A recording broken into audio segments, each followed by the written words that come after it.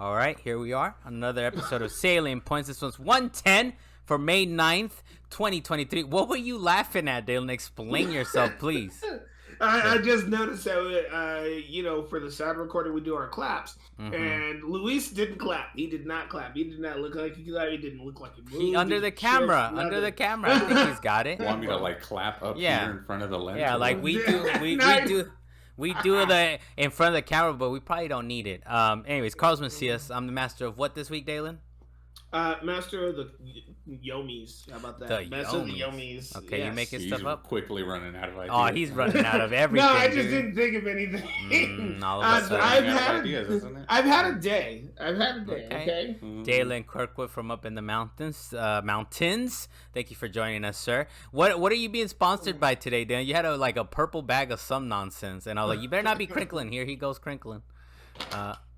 7-Eleven gummy bears. 12. Okay. 12 How much are those, by the way? How much did you pay for those? Like $8. Okay, is that what? Okay, that's what you paid. That's not what you told us off wax. But we got Luis Mendez on the wheels of steel. Thank you for joining us, sir. What up? No Deo. He had some kind of business to attend to, but we hope we see him next week. We do have a quote from him, though. So at the very least, we got a quote from him on the show. But we'll get right to it. Last week, we did mention this a little bit before we went on wax, that Redfall was looking a little concerning. But now that it's been a week, we have officially, it's a 62 on OpenCritic. I know people go on Metacritic, but I like OpenCritic for whatever reason. I just like that one. But yeah, Redfall at 62 on OpenCritic. It's the worst reviewed exclusive since Crackdown 3. That was one of the things that they the boys over there at Last Stand Media, they do the Dukes I forget what the name is, what they do at Dukes podcast over there. But yeah, so it's the worst reviewed exclusive since Crackdown 3. This is I have a couple quotes, so they're gonna be kind of in and out. One guy, I like how one guy from Kotaku, Ethan Gotch, he said after decades of struggle, this was supposed to be the game to kind of get Game Pass or Microsoft going again. That didn't happen. Legacy Killer, he did say that he's a little concerned about the Fable and Perfect Dark issues that he's been hearing in the background, so that makes it a little more troubling to see. It's like, if this is what happened to Redfall and we're hearing other things, we'll see what happens to those. He also did mention that Bethesda and multiplayer are not a good combo. We've seen it before with Fallout 76, right? And other games where it's like, they kind of don't mix. I forgot, we did try another game he mentioned was Youngblood, Dalan. Do you remember that? Wolfenstein Youngblood? I think we might have played it for a few days and we're like, man, you very quickly gave up on that. I love it, dude. I was down to keep going. It was still a co-op game where you could just go. Dude, I love I love the Wolfenstein series, man. Oh, you mean New Blood? Is it called New Blood, or that was called Youngblood? Oh yeah, there's Youngblood and then there's New Blood. Yeah, I think it's called Youngblood, the co-op version. There's a co-op version of it that they came out the last version of that game, and me and Dalan were playing it a little bit, but it's like it did not play like the beautiful single player versions of it. Yeah, the one we played was Youngblood. Yeah. The one that you're thinking about, Luis, is Old Blood. Yeah, which was incredible. Those campaigns were super nice. But yeah, he brings up that point that it's like, these guys don't mix. So maybe it's one of those things where Bethesda, they're just not great at it. So Phil Spencer was on a podcast, a kind of funny Xcast, and it was kind of good. If you guys are interested, it's like a 40-minute interview. Not too hard-hitting, but he kind of he does answer some interesting questions, and we're going to be quoting him. He did say, one of the things he said is he's upset with himself that this game came out to terrible reviews, and that internally they actually expected the Redfall reviews to be higher, because if you guys don't know, I think Lise might know this, but Dan, I don't know if you know, but they do mock reviews internally, whereas usually people that are journalists or that they used to write for magazines or websites, they're like, review this for us. How will it review when we actually put it out into the world? So internally, they actually were expecting Redfall to fall in double digits higher, meaning if not a 62, maybe 70s. They were not thinking 60s. They were thinking in the 70s. And like he said, quote, we were thinking, quote, the reviews in the low 60s. That's not part of our goals, Phil Spencer said. And Nathan Brown, who used to write at Edge, he said, quote, anyone know of a video game consultancy specializing in mock reviews? run by a former Edge editor with the Metascore forecast success rate of over 95%. So I think it's one of those things like Microsoft use us. We have a good rate. We would let you know how much to spend on advertisement or whatever it is, or at least you're not surprised, which Xbox executive Phil Spencer was a little bit surprised. He was thrown off by it. This is one of those games that we were supposed to kind of play for your birthday, Luis, but plans changed and you did something else, which maybe it was a good thing. I don't know. I'm still down to play it. We're playing Dead Island 2 right now. I'm still down to go try it, but I feel like we need to finish Dead Island, right? But we'll go to you, Luis. What do you think of like this whole... it's kind of they fell flat on their face in the release of this game from what we can see. Yeah, I mean, that's these people are very vocal about their opinions of what they think about the game, but at the end of the day, for me, that's all that is. It's these people's opinions. Like, I do not give a single rat's ass what it is that they think about the game, because I haven't played it yet, right? Yeah. So I'm gonna play it myself and see what I think. And then on the flip side, I've seen plenty of people on Twitter saying, yeah, this is a fun game. Sure, it's got its, kind of wrinkles and scratches and things that aren't that super polished, but like, it's still a fun game. Though those aren't getting as much traction as the things that are shitting on things, because that's kind of what sells on the internet, I guess, what gets games traction. So, I don't know. I just feel like within the past few, specifically, like the past 2-3 years, people just kind of like shitting on everything. Like, there's not really anything that comes out and people are like, this is a great game, I love it. It's like every single game that comes out gets shit on for some It's some, like for small some minor issues that are with the game, like Hogwarts Legacy, and I can't remember, Forspoken. Well, you were shitting on Forspoken too. Oh, because it was terrible. But I think that's very fair, Luis. I think that's very fair. We haven't played it, you haven't played it, so and I know last week I think we were even like, we're gonna have the official word on it, just didn't get a chance to play it, right? But I think it says something though, that Phil Spencer, the Xbox exec, is like, oh, that's some people. He was really like, nah, I mean, it's not great. That's not what our goals are. So that's a little different, right? Than, and I understand it's a consensus. Of course, it's a consensus score. And yes, obviously there's people that do like it.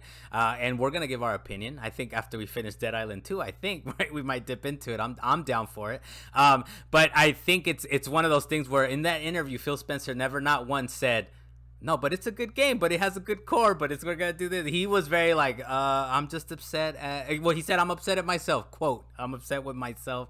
It's definitely not something that they wanted to kind of put out there. So, but we'll find out. We'll give you guys a definitive word, right? The We.com's definitive word. Dalan, what do you think, man, about kind of how this thing has, as far as like the consensus, or what do you think?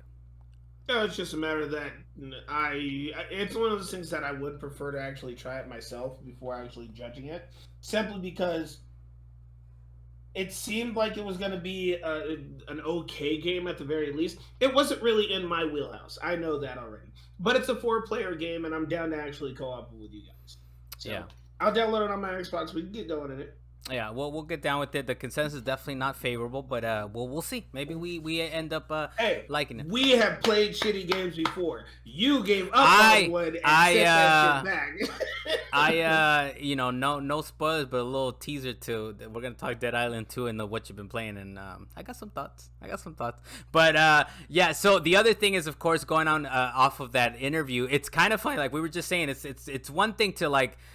Some people like it, some people don't. But another thing is that the Xbox exec is like, we kind of like, he kind of throws them under the bus, actually, because we're going to go on to talk about sort of like with Starfield. One of the things that he did mention is kind of like when they acquire these companies, it's like sometimes they're halfway through development, sometimes they're just starting out. And he did say, quote, we quote, did a better job, end quote, with Starfield because that game was, quote unquote, earlier on in production, meaning kind of with Redfall, once they acquired them, they were kind of like already sort of at the finish line or kind of getting towards finishing it. So that's one of the things that he mentioned. The other thing that he said, of course, was that like it was very interesting because he said that good games will not solve the fact that they're in third place, the fact that Xbox is in third place. He said people will not trade in PlayStation 5 for Xbox Series X, even if Starfield gets a quote-unquote 11 out of 10 reviews. And there's a quote that Dale put up on one of his tweets. He said, quote,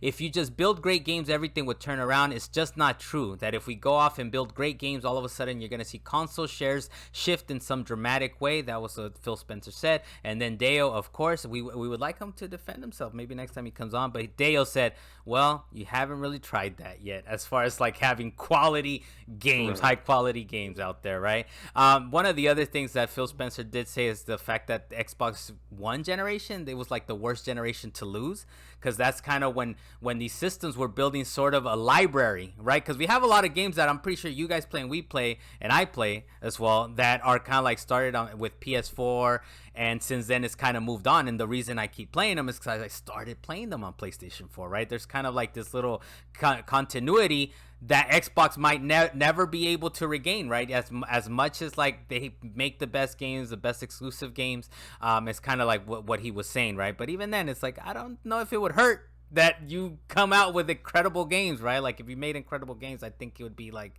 yeah, maybe if not bring over like people trading their PlayStation in, maybe at least they would like not scoff at Xbox, right? They'd be like, why am I PlayStation? Man, let me consider an Xbox this time around. But what do you think, Dalan? What do you make of all this Phil Spencer situation here? I think in part he's actually right. Just because you make great games doesn't mean you're going to actually have everything turn around for your system. What I believe in this particular case is that, especially for Xbox, it comes down to being consistent for the gamers. I mean, don't get me wrong, they're still a company and they still need to make money. They need to get investors and be able to fund everything. I mean, yeah, that's fine. But your investors aren't going to keep coming back if you ain't got gamers to be able to buy in on your investment. Then you got more problems. And in their particular case, it's just the way I want to say it is they're being wish-washy about the way that they actually run their company. Because I'm just looking back to Xbox original, obviously Class A thing. Bunch of people bought it. It was giving PlayStation a run for its money, though obviously PlayStation won at that particular point. But then they made, what was the one after that? It was the Xbox 360 after that? 360. It kind of ate PlayStation's lunch at launch, right? Because you have to get a second job for the PS3, and Xbox said, no. We got you. 250 or 300 or whatever it was. PlayStation was messing up their consistency. They're lucky that they even got people to buy their PS3, even at such a high price and being with stupid PR. But then Xbox went and made the Xbox. It was the Xbox One. Mm-hmm. That was the one right after that. That was the one where they said you have to be on the internet. Your camera will always be on. We're gonna record you. You can't play your games unless you're on the internet. We have to verify you. It was a whole bunch of crap. And you can't borrow games. That was another. Yeah, that was one of the things. You couldn't trade them. Yeah. Nothing. They were just messing themselves up. They shot themselves in the foot. Which they had to kind of backtrack on that, right? Because even Sony got on that Poly non-bus when they made like a 5-second commercial with the it says like, this is how you borrow with your friends on PlayStation, and the guy gives the disc to the other guy. It's like, here you go, and the Xbox was like, fuck. So they had to figure out, like, dude, it's not gonna work. Even though we've kind of moved towards that in recent times, sort of like it's kind of hard to share your account like you used to with PS3, where it was like 6 people could sign into your account and play all the games in your library, right? Or however many people it was. But it's one of those things that it's weird, right? Like they're like in a weird thing where some of what he's saying is sort of like, remember, look, we should be able to. I feel like some of it in the background is like, we kind of are whack. That's why we should be able to buy Activision Blizzard, right? Like that's why make this deal go through. Kind of hint. We're not as great. We're in third place. There's nothing we can do to come back. And it's also in a way, if not that, if he's being genuine about it, then it's the only other thing I can think of is like when the Nintendo kind of decided like, okay, we're not gonna be able to compete in this arms race. So let's, instead of GameCube 2. Let's duct tape these GameCube together and let's make the Wii for grandma, for everyone can play. Let's change our mindset. So it's one of those things that it kind of reminds me of that. So I don't know if some of the wording is a little weird from him, or it's kind of like, You guys really think you're defeated? You're just like, that's it. Like, we can't do it. Why doesn't your Wii have streaming services? This is a gaming console. Don't even worry about it.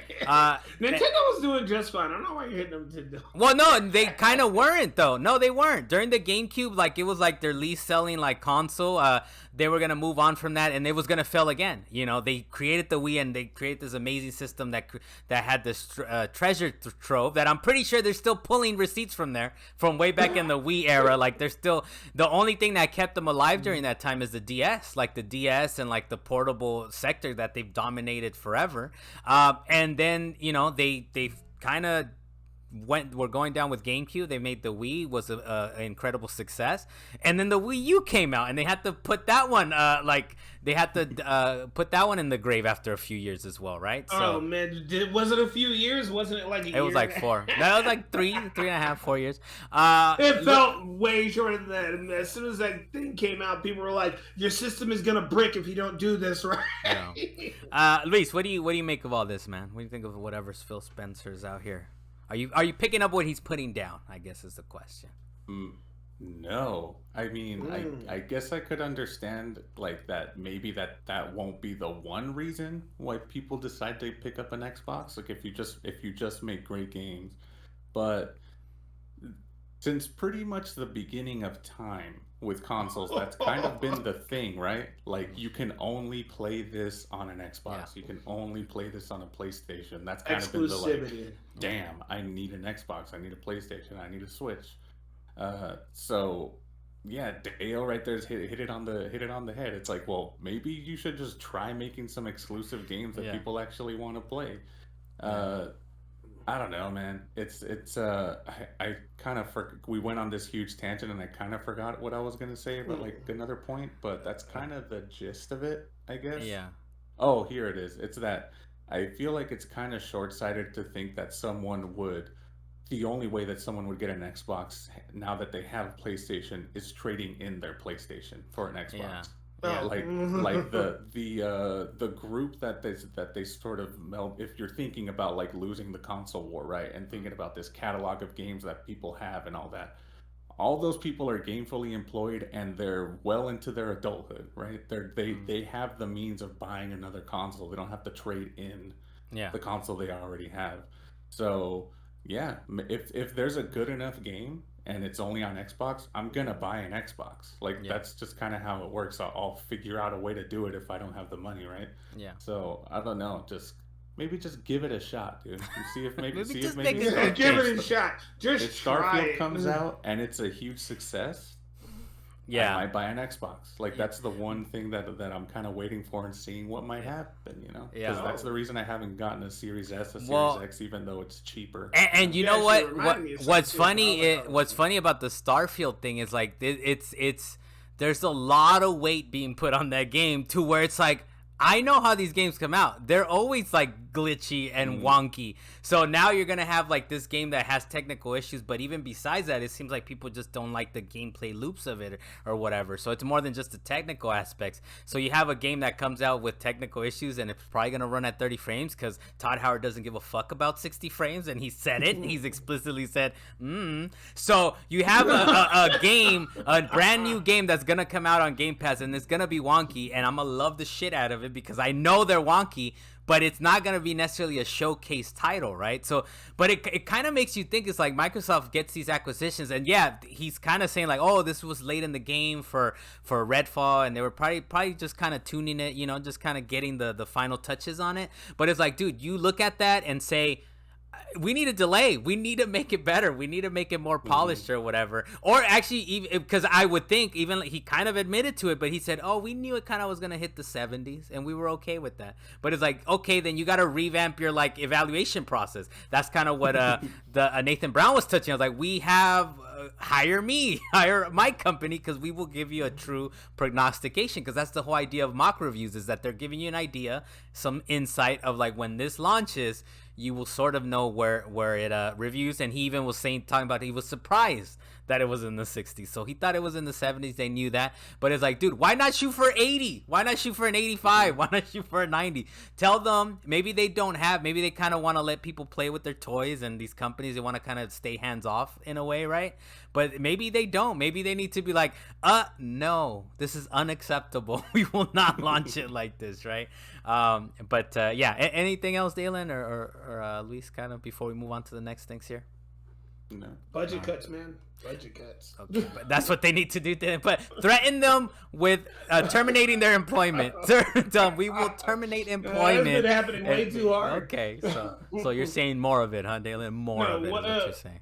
No, the last comment I'll actually make in this regard is, just making more exclusive games that are good enough quality that people actually want to play on this system is the way to get people to move over the system. You don't have to have people trade in their PS5 for an Xbox Series X. The fact is, people should want both. Yeah. And if anything, they came out of the gate. That's a good point, Dalan. I feel like as far as like even like say the Series S, that was the whole, it's like, oh, this is a beginning entry point. You even bought a Series S, right? Because you're like, okay, it's a good entry point. Did you buy an Xbox Series S?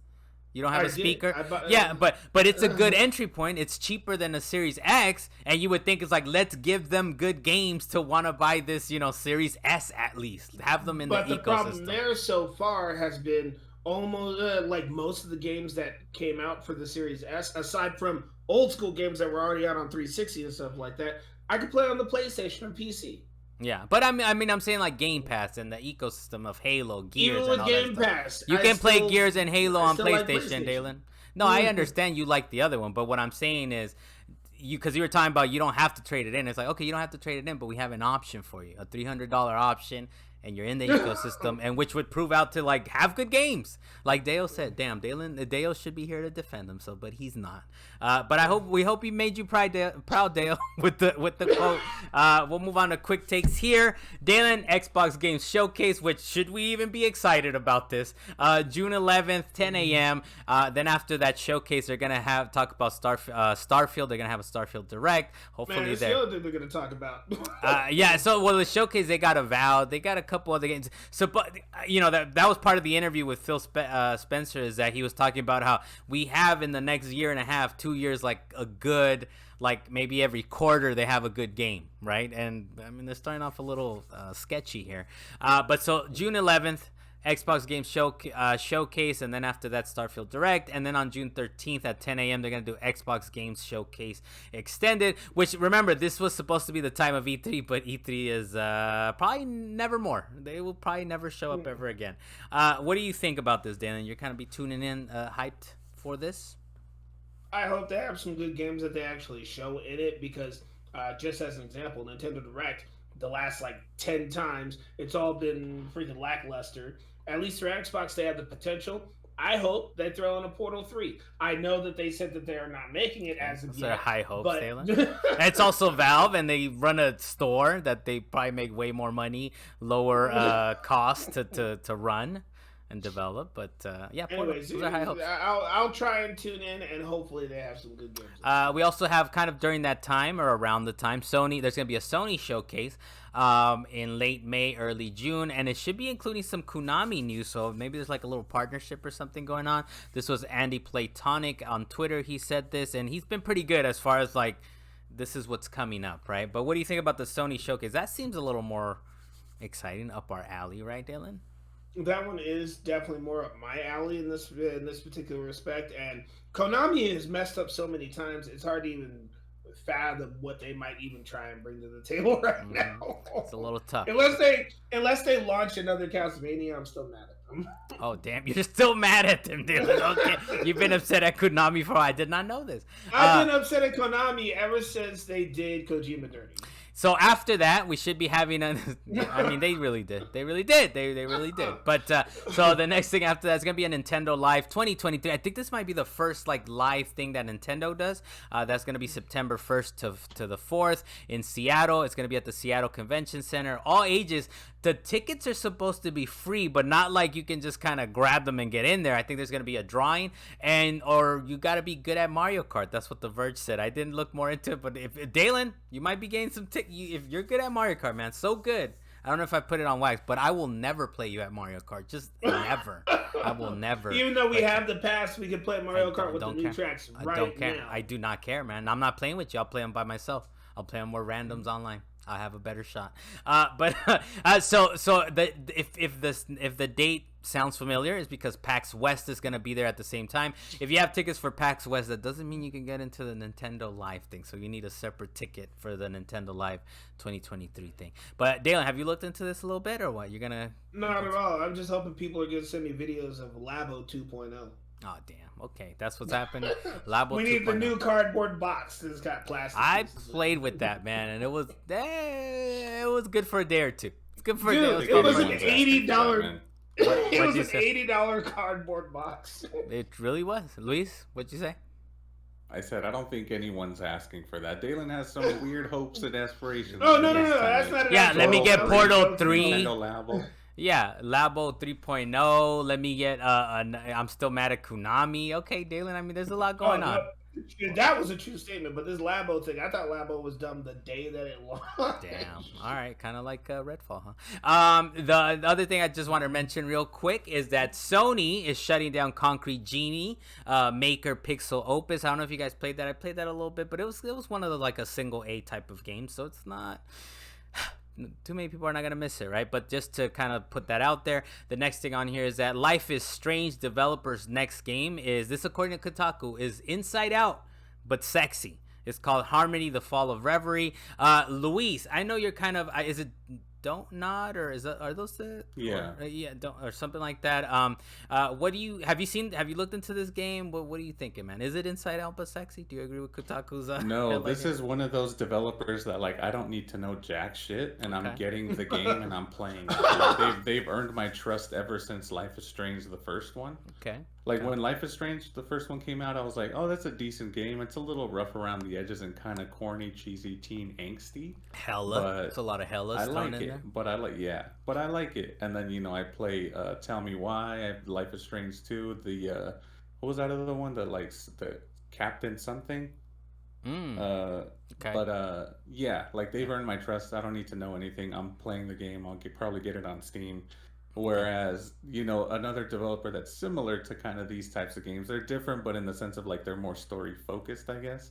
Yeah. Supermassive, the very first one I played, The Quarry, they earned my trust like no other. Okay. And then I played The Devil in Me, dude, and that one is like, yeah. So for those, I'll have to do more digging to see if I want to play something from them. Yeah. But these guys, they're chill.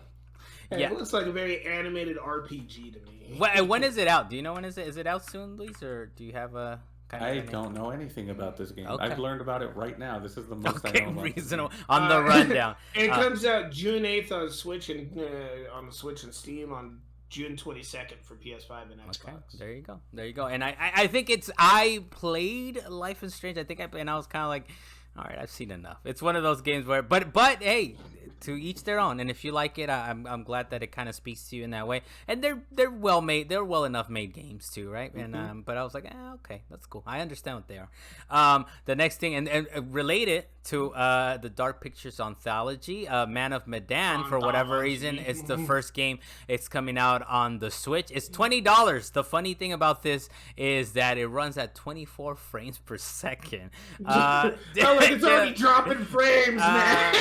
What do you think? And I mean, imagine playing this in co-op, man. Like 4 frames higher than its price point, dude. Yeah, it's rough. It's you're paying $1 per frames per second for sure. But I mean, this is what I think they came out pretty strong out of the gate, right? The Man of Medan was okay. It was not so bad. But yeah, we haven't for the time that it came out. Yeah. And it being co-op the way that it was, especially if you're playing online in different houses, that game is excellent. If you do it in couch co-op, it's not as fun. Yeah. So but look, But now trying to do that over a Switch though, especially at 24 frames, man, as you get later into the game, it's like as the game went on, they started losing their budget and they started letting it go. So you know that there's gonna be like textures missing and freaking hey, just kick up that kickstand and bring out your little Joy-Con. Yeah, there you go. You can play it, dude, and you'll be good. I think you know what that is very true though. There's something about like it starts off strong. All of these games of the anthology, Dark Pictures anthology, they all kind of start off strong, and then towards the end, I think you're right, Dalan, where it's like they start running out of budget, and it's like, oh damn, this is like the stage doesn't load in. There's no dialogue for whatever reason. You just got people moving their mouths. Somebody's just. So what is it called? The T character? I don't remember what it's called. They get the T pose or whatever. Yeah. Yeah, it's definitely one of those things where it's like night and day playing The Quarry, or even like what was the other one that came out on PS3? Until Dawn. It's like night and day, dude. The quality of between those games and like Dark Pictures anthology, but they're still good. We played through all of them. Was definitely quality. Yeah, Until Dawn was definitely quality, even as of today's standards. Even though, according to Luis, they need to fix their controls when it comes to that. Kind of want to go back. I kind of want. Maybe you're right, Luis. Maybe you're right, and that thing does not hold up. I kind of want to go back. They were similar to The Quarry, but The Quarry was slightly more polished. It was a little bit better. Okay, but yeah, those are definitely night and day type of things, dude. It's like they make these the anthology, and that's on a much strict budget. The other thing I wanted to mention real quick is that PlayStation VR 2 is finally going to be available at GameStop May 12th. But the GameStop did say you could get it sooner. Come into the store and talk to us about it. So that's kind of interesting. But yeah, it's funny that it did not launch in stores. It was online only. Well, how I got it is I ordered it online, right? But we finally got a sort of loose date. 5/12. Check with your GameStop. See what they say, I guess. You could get it sooner, baby. The next thing we have on here is Karl Urban is in final talks to play Johnny Cage in the Mortal Kombat sequel. And I think that's the last thing we did together, Wisely's. We saw this movie on your birthday, right? It was close to your birthday or your birthday week or something like that? No. Well, yes, you're correct, but the last thing we did together was the Demon Slayer movie, which was terrible. That was on your birthday, Luis? We watched Mortal Kombat on my birthday. Okay, yeah, it was, and there was people partook in interesting substances there. But what do you think, Dalan, about Karl Urban, who is the Boys, right? From the Boys. Yeah, I know who he is. Okay, what do you think, Dalan? He's gonna make a good Johnny Cage? No. Okay. No, I don't think so. No, my issue isn't the fact that I don't like Karl Urban. Karl Urban is a great actor, but I don't think he fits with the persona that is Johnny Cage. Johnny Cage was always portrayed as this white boy who was always broke, trying to be an actor, who ended up in a situation where he actually did know martial arts. What's he always broke? He had to have a little bit of success there. Maybe he was a washout, or what do you call it? Well, washout or washed up or whatever. Yeah, he was a has-been. So he had to been at some point. He had to been. Yeah. He was definitely a has-been for his backstory, obviously, and then he went into Mortal Kombat to try and prove himself. But he was definitely this rich boy who always had glasses on, trying to look. What was the word? He punched Goro in the nuts. Dylan, what more do you want? He did the splits. He did the splits, and he punched him, and then Goro's like, with the little Muppet sound or whatever you call it. 1995 Goro. Yeah, remember he was like, with his forearms, like he didn't know what to do, man. But it was painful.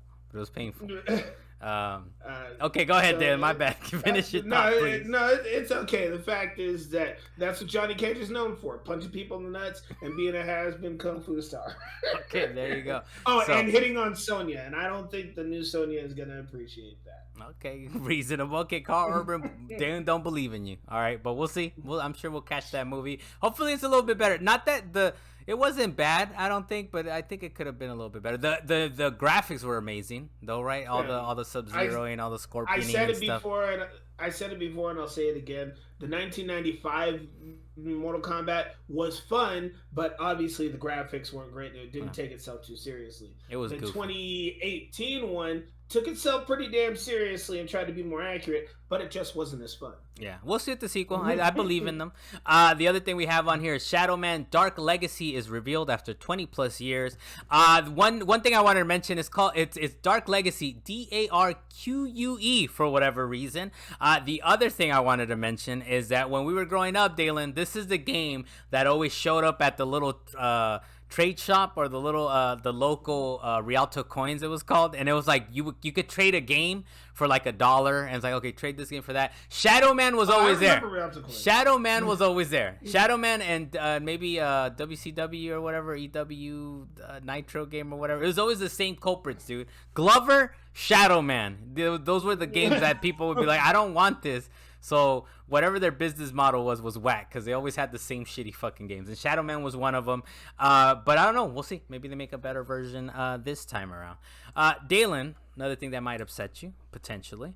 Destiny 2, the standalone season pass, is going to get a 20% price hike. The season pass is increasing from 1,000 silver to 1,200 silver. And from what I understand, or from what VGC says, is that you're going to need 2 silver bundles to buy it. Is this true, Dan? I know you know about the currency in this game. There's no way to just buy 1,200. We need to like buy 2 bundles, and it cuts into that. Because they're kind of assholes if they're doing that. No, as a positive note is when you buy the $10 pack, they give you 200 silver for free.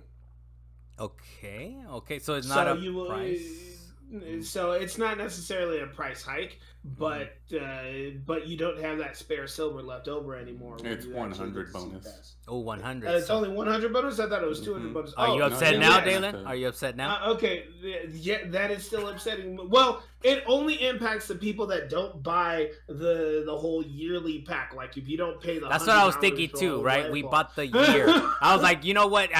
We put it on wax, right? But for me, I'm like, here's $100. Just leave me alone. Don't ask anything of me anymore. But it's crazy though, right? That $100. Yeah. Destiny is making it a racket. They're really fucking with people. I don't know. I don't have a better way to say that without cursing at them. They're fucking with people's pockets. But the raid was not. Damn. At least it hasn't beat the raid yet, man. Okay. I don't think. But it was a nice raid. It was a nice raid. It was a nice raid. Okay, Dalan. It's nice and smooth. It's nice, smooth, and easy. But the fact is that you would have to buy the $10 pack and then a $5 pack. Or do you get extra with buying a $5 pack, Luis? I don't know if you do. I don't see a $5 pack. Oh, here it is. Yeah, you get no. You just get 500 silver. It's so wacky though, man. You'd have to buy the freaking $10 pack and then a $5 pack. So you're paying $15, and then you'll have like 400 silver or something left over. Yeah. Which is instead of trying to win people over, because obviously they've already won me over. I'm like, here's my $100. You would think they would make it a little easier for people to upgrade, right? Like that they're kind of on the fence. It's like, here you go, enjoy. And it's like, nah, we're gonna make it harder for you. Buy the $100 next time. The $100 pack. Luis, what do you make of this, man? What are your thoughts here? This just feels like a very sort of like, what would it be? Like a very passive aggressive way of like nudging people to like just buy the whole season pass, dude. Yeah. Get the season pass. Just stop messing Which around. I guess, I mean, it in a way, yeah, I guess it is. If you want to like do all of the season, what are they, like challenges, right, Dalan? Like, and all that stuff. And I guess also unlock all the fucking like exotic shit that comes in there and the emotes and all that. Then yeah, I mean, it's like out of sight, out of mind. Just drop $100 and you're kind of set. But there's a problem with that. What is this problem? Okay, Dan. The problem is that if you drop $100 and then you decide I don't feel like playing Destiny right now, you just drop $100. Yeah, sure. But that's just. It's just a part straight of up commitment. Yeah. To making sure that you play all those things. Maybe their season that they put out is trash, and I don't want to play their season. But I still paid the money, and now I gotta play it anyway. It's just so wacky, man. They're out of control. Luis, what else, man? Before we kind of move on, I know it's they're poking people in the eye here. That's what they're doing. All right. Yeah, that's basically the gist of it. It just feels a weird way to like, okay, if you don't want to buy the whole season, then you're essentially going to end up spending more money to just buy like the singular sort of, or sorry, the entire sort of like. Yeah, and the thing is, they used to do it where you get the whole story, like whatever story they were gonna say for that do for that season, that upgrade or whatever, you would get it in the missions. But the problem is now the story, there's a lot of story doled out in the seasons, right? So it's kind of like, that's the reason that I did it, because before they upgraded and before they threw away a lot of stuff, right, or they locked it away, or whatever. Before they got rid of Forsaken and vaulted it. Before they vaulted it. Yes, that's the wording that they use, right? I was like, let me go back through all these missions, and I was like, these are really good missions, right? So it's kind of like, whatever, man. I'm just gonna drop the $100, especially when the story is like doled out over seasons. So it's unfortunate, but here we are. All right, they're poking people in the eyeball. We still don't have a Zamboni to kill. The next thing I just wanted to mention real quick is you're not a real game, or you're not at the verge of success if you don't get banned somewhere. So Final Fantasy 16 is banned in Saudi Arabia. This is, and according to the Public Authority of Media in Saudi Arabia, they said, quote, due to the publisher's unwillingness to make the necessary modifications, end quote. Which sort of reminds me of how I don't think they were banned. I think they just got a 0 rating in Japan, which is it's like an AO rating, I guess, maybe like equivalent of that in Japan with was it Resident Evil or what was it? It's funny because Dead Space. I think with Dead Space, right? They were like, we're banned in Japan, or they don't want to sell our game in Japan, and they'd actually upped their category or whatever. Now to me, I'm even more interested in Final Fantasy 16. It's like, what the fuck is going on in this game, dude? So I'm ready. But it's definitely banned, so there's gonna be a lot of success for this Final Fantasy 16. Go ahead, Dalan. Just because of your statement, it made me think. Saudi Arabia said, Final Fantasy said, Square Enix, you need to change your game, or we're not gonna sell your game. Square Enix looked at the game, looked at Saudi Arabia, and said, well, fuck you then, man. Go back and look at the video. They would probably lose money doing that than like the amount of sales they'd get there, honestly. That's probably what it is, right? Like, we're going to modify this thing for 10,000 copies to sell or whatever it is, right? So, if you didn't see the video, I kind of threw up a couple signs. If you want to go back and listen to that. Call of Duty adds Kevin Durant, if you guys don't know, and I don't think Dalan knows. Maybe he does. Maybe you can surprise me, Dan. But Kevin Durant is a very tall NBA player. Got added to Call of Duty. I didn't look at any videos or anything. I just saw the screenshots, but he does definitely look a little out of place. So it's kind of funny. But hey, if you're a fan of Kevin Durant, go ahead and grab him over there. I recall choosing Kevin Durant regularly in NBA Jam. Okay, there you go. Dalan, Luis, what do you think of Kevin Durant added to Call of Duty, man? It makes sense. It makes sense, right? It's not the crossover. I didn't think this was the crossover I needed, but okay. This might be the very first pack I buy in any of the Modern Warfares, just because it's not the crossover. Yeah. It's not the crossover you wanted, because he's gotta. You needed because he's gotta be tall as hell, right? Like otherwise, you don't modify him to like fit. No, they can't. Yeah. I don't think they can change his height too much. Too many. Yeah. It would. If they did, and there would actually be some crazy disadvantage to the game if you were playing as Kevin Durant, like just tall as hell. That's wacky, dude. But he's in there. He's in Call of Duty now. They didn't make a skin for the Globetrotters pack. That's what they need to do. Okay, there you go. Next thing I wanted to just quickly mention, Hogwarts Legacy is up to 15 million copies sold. I think last time we talked about it, it was at 10 or 12. So this thing is just... The train has left the station, man. I don't know if that's the correct white person phrase, Dalan, but it's like launched. It's out of control. 15 million copies sold. It's already grossed over $1 billion. So I still got to play it, by the way. But this thing is still selling. Still selling out of control. The other thing is that there's 2 million copies sold of Final Fantasy on the sales corner. 2 million copies of Final Fantasy Pixel Remaster have been sold. That's from the official Final Fantasy tweet. Dana, you gonna pick this up or what? Have you looked more into these little remasters or? No, we recently talked about these remasters, and I'm still upset that they were trying to sell these old games for these full ass prices. Square Enix tax. but at the same time, I'm not surprised that so many have sold. I mean, the fan base for Final Fantasy is just too big, and there's a lot of people that never actually did get a chance to play the original games. Yeah. But that's 2 million out of, I don't know, 20 billion people in the world.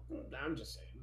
20 billion people in the world. That was an extremely high number. Dalan. That was an extremely high number. My point is, I mean, it's high. It's in the billions, but yeah, I like it though. Say more things. Yeah, I think it's like 8.5 billion or something like that. But that's not the okay. Yeah, I'm not sure. But yeah, you went out of control with that, man. 20 I did. billion people. That's a lot. How many people? This is why Thanos or however you pronounce his name, he was like, we need to make half of them disappear. That was his whole thing. Next thing we have is what you've been playing. We got to it rather quickly. Every person that gets added onto the podcast exponentially adds time to the podcast. Hey, man, which I told you, so for every person, it's an additional 15. there you go. It might be more, man. It might be more, but we'll like see. 30. I guess. It's like 30, man. 30 or something. But hey, we're at what you've been playing. I teased it a little bit, but we all have continued to play Dead Island 2. It's good. I know I said it in our text, but I was like, because Dale was like, this game was freaking good. Or I think you screenshotted someone's review or something. Oh yeah, and I was like, it wasn't me that thought this. I just saw the review. And it was like, okay, this game's amazing, blah blah. And I was like, man, this game's mid as hell, dude. It's just fun because I'm playing with my buddies. I will say the dialogue is kind of out of control. It's so stupid. Like, it's one of those, like, it's so stupid it's good in some instances, or like, this is so dumb. And I am getting kind of more used to kind of like the upgrading thing, and the fact it's still kind of, the inventory's taking me a little while to get used to it, right? Like what you have on hand versus like what you have in your backpack or something like that. You normally most of the time. It's one of those things I'm upgrading, I'm leveling it, and it's okay. I like it playing with you guys, and that's why maybe potentially Redfall has more of a hope with our opinions of that game when we finally play, because we'll be playing it together. But Dead Island 2, I like it so far. Just kind of getting better weapons, getting better guns. At some point I thought we weren't going to get any weapons to shoot, but at some point we got enough firearms to the point where it's like, oh, I'm breaking down firearms right now. So it's kind of like I'm still liking it, and I like its recreation of Santa Monica and LA and all these different places that are recognizable. They're quite recognizable. I think Luis even said at one point, was like, I know that corner, I've stood at that corner. To prostitute as well, but to probably pick up some food or something. I said I waited for an Uber then. Okay, there you go. That was Venice. He was in Venice. They had a Venice section. Yeah, so, yeah, what do you, I guess we'll go to Luis. What have you been thinking, Dead Island 2 so far, the more we play it? So, when it was just us three playing it, and I was only playing it with us three, not doing any side quests and just getting it in the 1 hour increments, half a quest at a time sort of situation, I had the same thoughts. I thought it was a very mid-tier game. It was fun playing it with you guys, but it wasn't anything that was sort of gripping me at all. But then when I decided, okay, while I wait for these guys to get their life together, mainly talking about Carlos, okay, I'm gonna do some side quests. And I ended up playing for like 3 or 4 hours straight. Like, this is actually a really fun game, but I think the problem is that you're just getting it in very like micro doses, that you're not kind of getting the full sort of impact of it yet. Maybe I don't know if maybe Dalan would feel the same way, because he's actually been side questing too. So he doesn't like that you're higher level at any given point than him. He doesn't like that. I don't give a fuck about that. Luis, have you been playing without us? Weapons. Have you been playing without us? Why are you 3 levels higher than I am? I don't like that. Very upset. But I do like that. I read someone a tweet, or I wish I remembered their name, but I like their tweet. Saying something that one of the things they liked about this game versus the first game is that it at no point do I feel like weapons are the go-to situation at all times. It's kind of like more situational, right? Mm-hmm. Versus in the first game, it's like as soon as you got a gun, it was like, why would I want to use this shovel? Yeah, that's true. And I think some of it is like the way that ammo is limited too, right? Like it's like that to me is the thing. I'd use a gun all the time, but it's kind of like I only have 10 bullets. I gotta make them count, or I gotta use them when I need them, kind of thing. Yeah. Well, with as much as I ended up playing of it, I did realize the situational thing comes down to the way that they actually built the zombies this time. Because each zombie, or at least as the zombies, they have a Zompedia now. That each of these zombies have a different way that you could actually kill them. Some are weak to being maimed. Some are actually weak to being bled out. Some are weak to just being electrocuted. And you don't have an all-encompassing weapon. So you have to have a wheel of weapons that you switch between in the middle of a fight, because you'll have a shambler coming at you and a bloater coming at you and a fucking fire spitter coming at you all at the same time, and you got to figure out which one you want to prioritize. And I'll tell you right now, when I went to go do my side quest, I went to war with some zombies because I had to go collect some zombie pieces. I set off a car alarm. All the zombies in all of Bel Air were coming at me all at once. And I'll tell you right now, I started running out of materials to be able to use, to be able to fix my weapons and kill these zombies, but I was having a blast the whole time. And I gotta say, I wish you were there, Carlos. Luis understands. He's not just like, yep, I know exactly what you're talking about. Yeah, and you know what? I will. Honestly, the more we play it, the more I'm kind of okay. This is the mechanics of it. This is like I need to level this way. I need to grab these things. I'm kind of like okay now, and I'm feeling a little bit more powerful, not as powerless because and I still feel like they're a little spongy. I think they're a little on the spongy side. But even though because it'll be us three going up against like 4 or 5 zombies and we can't take them down. Like it's fucking hard as hell. It's like why?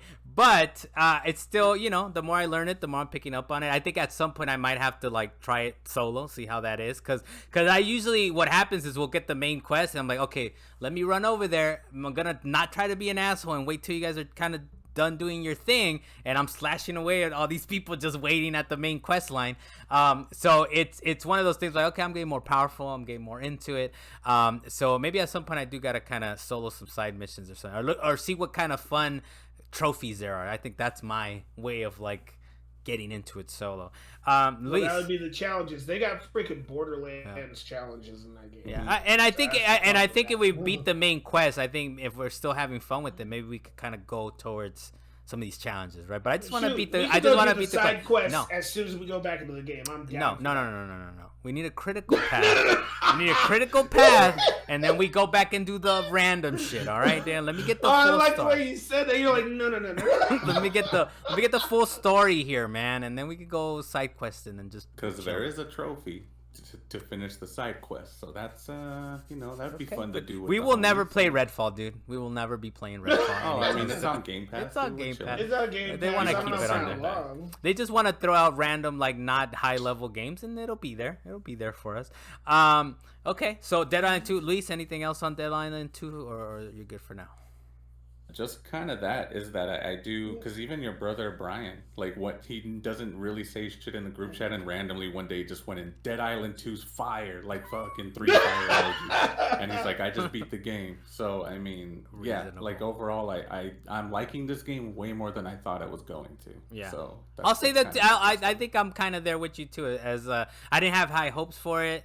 I know the consensus. Well, actually, I don't know. I think it did get some decent reviews out there, right? But other than that, I was like kind of like, it looks okay. But yeah, I think a lot of it, of course, I think playing it with friends probably adds like 7 or 8 points to the review, like just easily, just like 0.7, 0.8 points above. It's like, all right, it's punching above its weight. I like it.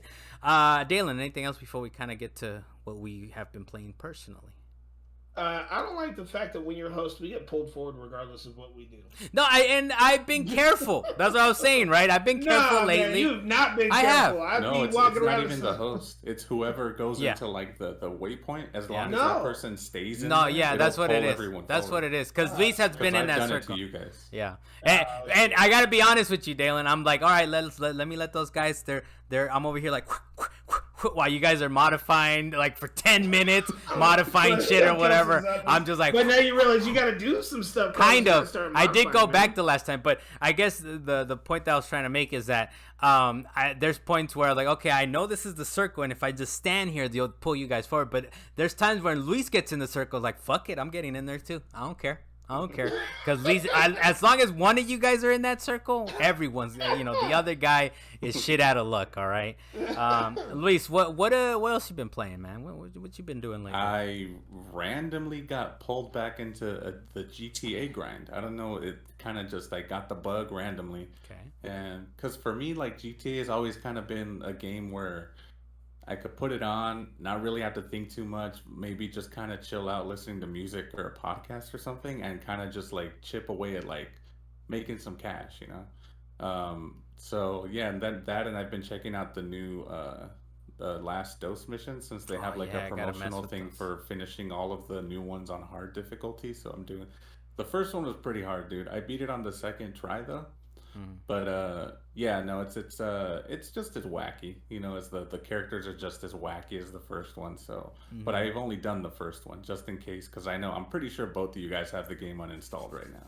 Yes, so, most definitely. Gotta download those 100 gigs at some point for sure. Maybe after Dead Island 2, maybe that's next, and then Redfall.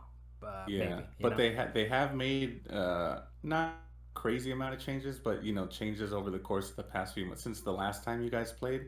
They've added a bunch of other random kind of ways to just make money essentially in the game.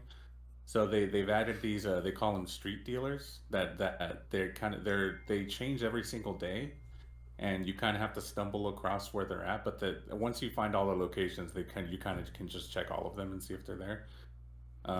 Where you can, if you have inventory of all of your motorcycle businesses, you can just sell directly to them on the street without actually having to do like a sell mission. So, and they'll, each one of them have, I don't know how many there are per day, but each one of them essentially has like a different product that's like hot to them that they'll pay a premium for. So, walk up to them and, oh, this guy's like paying a good price for cocaine. Let me just sell him a bit of cocaine or whatever. Reasonable. Sounds like real life. Okay, yeah, pretty much. It's just a market. But then they also have these what do you call them? Like is it lockups? Or they're basically like hideouts for other sort of like motorcycle clubs or like vendors, I guess, around the map. And this guy's basically like, hey, here's the location of one of them. If you shut them down for me, like you'd be doing me a solid. And basically, if you go in there and finish that mission, which is super easy. Yeah. It'll restock one of your motorcycle club or businesses like all the way up. Okay. Without you having to like go collect stuff. So there's plenty to do. Yeah, and then kind of just chipping that sounds away. like a major time saver. Because yeah, it is. That whole trying to collect your materials, you have to do like 3 or 4 times. It was very frustrating. Yeah, there you go. Some a little quality of life improvements there. A new couch. Pretty much, a new physical couch.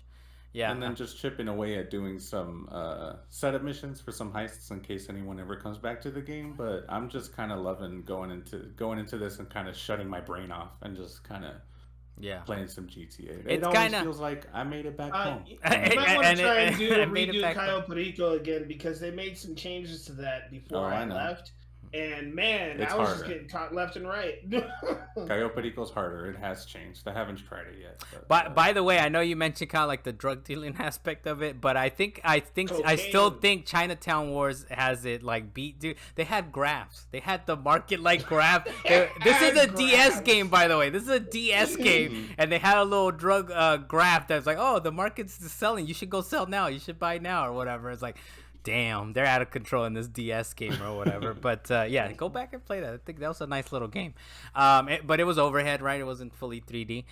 So I'm glad you're having fun, GTA Online. I think for you, anytime I hear kind of like a comfort game or whatever, I think for me it's Rocket League, which you also play. I don't know if you play it like that, but Rocket League for me is very much a like, I'm just trying to chill, put some music on, put a podcast on, and I like to mess with Dalan. Well, not necessarily mess with them, but be like, Dalan, we can play Rocket League, but I'm gonna be off mic. That's because podcast, music, or whatever. I'm just trying to chill. I don't want to hear your voice, Dalan. The most random of questions. You will ask me the most. I don't want to hear your voice. That's what no mic means. But I love you too, Carlos. Oh snap!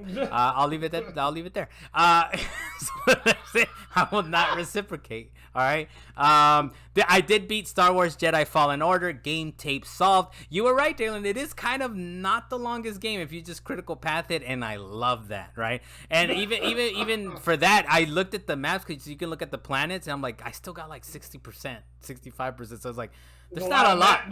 No, but there's not a lot of stuff when you're at 60, 70%, right? But you do go back to the same planets. It's really like a 3-4 planet game, really, ultimately, right? Because you're kind of going back to the same places. I'd say like 5, but yeah, maybe 5. Yeah, I know one of the complaints. I don't know if we talked about it last episode or a couple episodes ago. I think we were talking about how there's no fast travel, and you want fast travel because the map situation is so shitty that you want to get somewhere fast. But the more I played the game, it's like, oh, it's not that big. It's, yes, you're going to different planets, but it's really not that big. You can get back to where you need to get shortcuts. Yeah, that's the other thing. So it's not fast travel, but you're opening up shortcuts along the way. It was like, okay, I can kind of get back quickly. And I did talk about this with Luis off wax, and I was like, oh, maybe it's just because I wasn't used to it, and maybe when I go back to these planets, it gets better because I have more ways to like more traversal abilities. Blah blah. It's like, no, it's just shitty. I went back to the original planet. Like, this thing is still crap. Even with more traversal abilities, even with all that. So as far as like not having a fast travel, I put down here on the notes, it's like, oh, it's not a bug, it's a feature. You're not meant to have fast travel. You're supposed to kind of, I guess, bang your head against the wall until you're like, I think Luis put it, this is how you put it, Luis, the other day. I was like, you have to go down to go up. Okay, reasonable. So, but I know exactly what you're talking about. It's that Y-shaped area. It's ridiculous, man. It's like in the first planet too. The ice one a little bit, but no. I at that point, that one was okay. But other than that, I'm kind of excited about playing this the new one that's somewhere around here in the GameFly slip. By the way, where's our sponsorship, GameFly? Yeah, I'm kind of hyped. I am gonna go through Breath of the Wild. I started a new file in that earlier today. Apparently that game's like 50 hours long. Trying to even critical path it. So, but I'm picking up the sequel because I'm getting a little piece of wood with it. Remember we talked about the wood, I think last episode or a couple episodes ago? I touched it, man. That's how they convinced it. I actually went into a GameStop. And I was like, hey, man, yeah, you guys are giving a piece of wood, trying to make it as awkward as possible. It's like, oh, yeah, I got it right here. And he looked like behind the drawers or whatever. It's like he brought it out. I was like, I looked at it, felt it, and I was like, it's not that exciting, but fuck it. I'm gonna put $5 down. I want this now. You know how some things you're like impressed with, right? Like you grab it or you touch it, you're like, oh, this is so cool. I was like, okay, it's a piece of wood and it has like a carving in it. All right, put me down, man. When's your midnight launch? So I'm gonna be there midnight launch. Will not touch it for probably like 2 weeks until I beat Breath of the Wild, or 3 weeks. I don't know. It's gonna take me a while to beat that game. A month and a half. But I'm gonna take my child though. So I'm gonna take her to her first midnight thing. I don't think we've ever gone to a midnight thing. So and we're out here in California, so it's a 9 p.m. It's a reasonable 9 p.m. time zone. A child who's never been to a midnight launch for a game is going to very much enjoy having a midnight launch for a video game. She's not gonna play herself. She's just gonna be stuck there with you in line until 9 p.m., which is the midnight launch. My trick to those midnight launches, what I used to do is like I didn't want to be in line for that long. I didn't want to show up, so I would time it to where, say it was 9 p.m. right? I would show up at like 9:13, 9:14. It's like, well, the line has died down by then, right? Like, let me just pick up the game, and it worked out. And it worked out that way. Yeah, but then they started doing that ticket thing, and it started changing. All right, we're going, Dalan. You gonna get your piece of wood too? Nope. All right, Luis, you gonna get your piece of wood too, or what? Maybe I should go feel it, touch it. Maybe hit there. And I asked him. See if he's. What was the word you used? I asked. See if he's convinced. I asked the man of like, how many do you have? And he was like, well, if you come to the midnight launch, most likely you'll get one, and maybe like a day or two later, depends on how many people pick up. Because I guess it's based on when you pick up the game, and if they have it available, you get it. Right? He's like, oh, for the midnight lunch, most likely you'll be able to get it, and maybe a day after. Just, a little pro tip out there for you guys. But yeah, if you grab it beforehand and touch it, you might not be that impressed. So maybe it'll actually convince you to not get it. I don't know. My $5 are there. Dalan, let's end it with you, man. What you been playing this past week? Well, I'm gonna take a book out of your page. I do plan on playing Book out Hi-Fi of my Rush. I think page. that's yes. My next game I am going to be playing. I have it installed now. Is Hi-Fi Rush Ooh, because I want okay. to try this game. All right. But as of now, I actually went back and I actually beat Trek to Yomi. All right. That was that nice samurai black and white. I can never say his name properly. Kurosawa mode? Kawasaki Kurosawa. Yeah. So Kurosawa. the old Kurosawa. I can't remember how to say his name, but we know who we're talking about. But the fact is that game was actually a lot faster than I expected it to be. You don't have to find the extra stuff if you don't want to, but you don't get as many moves unless you find the collectibles, really. By the end of the game, you'll probably have all the moves because they just kind of give them to you as you go along. And Carlos, you might actually enjoy it now simply because you learned how to do the countering system. You must counter in this game, and they give you plenty of time to counter these guys. Okay. On Game Pass, right? It's on Game Pass? It's on Game Pass. Yes. It is on Game Pass. Yeah. And I gotta say, I had trouble with maybe 2 bosses. Like the last boss and another boss, like right in the middle of the game. Other than that, the rest of it was pretty easy coast. But it was honestly a beautiful game to look at and fun to actually run through these areas with the samurai. At some point, I'm just gonna say it. I'm not gonna say when it happened. At some point, I was running through the village and things just started exploding and setting on fire, and I just had to run for a cool minute. And I was like, okay, this game suddenly turned into super action packed as I'm running away from all this fire. And then, of course, there's zombies and going into the underworld and shit like that. Yes, that's what I'm talking about. I thought it was going to be straight. Let me kill some people and get to the last boss. But yeah, I have quite a backlog, Dalan. This one's gonna go maybe like 23rd. This game in like 4 or 5 it's short. hours. Okay. All right, so instead of 23rd, I'll put it in like 17th place in my backlog. Like super. You could beat it in a work day. In a work day. Okay, you could. I don't know about a work day, depending on how good you are at it. Maybe 2 work days. Good thing we have xCloud, right? To maybe play at work. I don't have time. Maybe at lunch. I have a couple minutes. I have a couple minutes at lunch. But yeah, so that's an episode. I'm Carlos Macias, the master of what again, Dalan? Shit, I don't know. He don't even remember. Yomis. Running out of ideas. What are Yomis? What are Yomis? Is that like a... What? That one? Okay, Dalan, that was hilarious. It's an underworld spirit. It's an underworld spirit. All right, I hope it's clean. Because you know how we work around here. We work clean, okay? Dalan Kirkwood from Up in the Mountains, thank you for joining us, sir. Sure, I guess. Oh, damn. Okay, then. CasesOfMondays.com. And Luis Mendez on the Wheels of Steel. Luis, you excited about this Laker Warriors game coming up in a little bit? That's today. Oh, Luis is like, whatever. I mean, I'll watch it if I'm. Well, I mean, I already know the soothsayer predicted that the Lakers win this one, and then the Warriors are going to win the next 3, and it's all set. What do you think? Will the series be over by next time we record? Next Monday. Well, No. would that have been Game 7? What are we at? I today? don't know. I 4? haven't seen the schedule. Yeah, it depends. It could potentially be over, but I don't know. Hey, Dale, we hope for the best, man. I know he kind of throws little things. I think on Twitter he was like praying to Klay Thompson or something like that, or some kind of foolishness. Praying to Klay Thompson. Yeah, it was pretty great, but we'll see. All right, good. Thank you guys for joining us. See you guys next week. Latest. Book out of your page, huh? Got him. Hey, that's in there, dude.